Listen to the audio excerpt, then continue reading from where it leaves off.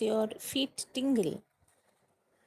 That tingling sensation in your feet while running is your nervous system responding to repeated mechanical stress. Each stride sends force through the foot, briefly compressing sensory nerves in the sole and along the top. As you move, feet swell slightly inside the shoe.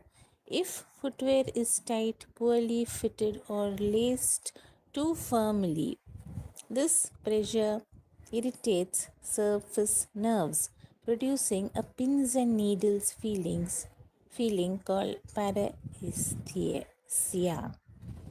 Training habits can amplify this effect. Sudden jumps in distance or speed overload nerves not yet adapted, while worn out shoes or narrow toe boxes reduce shock absorption and increase compression.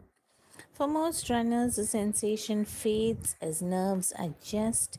Persistent numbness may signal nerve entrapment or overuse and need checks. Some other brain candy for you: your stomach gets a new lining every few days. A cloud can weigh around 1,000,000 pounds. And some clever cackles: a photon walks into a hotel. The desk clerk says, "Welcome to our hotel. Can we help you with your luggage?" The photon says, "No thanks, I'm traveling light." And something about those amazing creatures, the dinosaurs. Scaly and mostly featherless, oversized, 6 feet tall and 14 feet long, 3-fingered hands without feathers.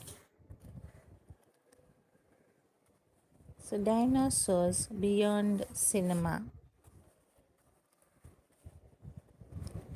Myth: dinosaurs were slow and dragged their tails.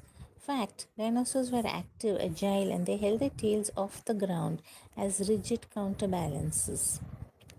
Evidence: biomechanical modeling and trackway evidence shows no tail drag marks. Another myth was that dinosaurs let out thunderous lion-like roars. The fact is that they likely made closed-mouth vocalizations similar to the deep coos of pigeons or the rumbles of crocodiles.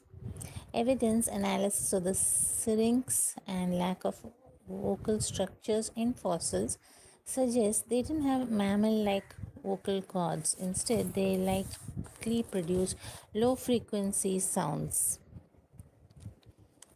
In a movie, you would see the raptor. In real, it is called the Deinonychus, feathered and bird-like, about 3.5 feet tall, 10 feet long, wing-like arms and feathered tail.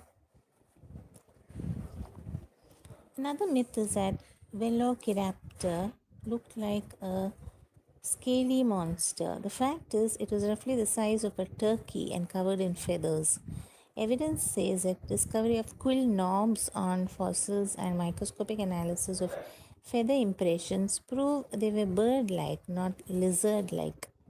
Another last myth here is that large dinosaurs like Stegosaurus had a brain the size of a walnut and a second brain in their butts to help them move. The fact is that the brains were more like the size of a lime, and the butt brain was likely just a storage site for energy rich glycogen.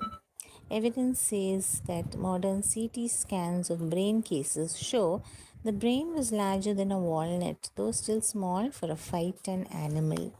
The cavity in the hippons, thought to be a second brain, is now believed to be a glycogen body, similar to what we see in modern birds.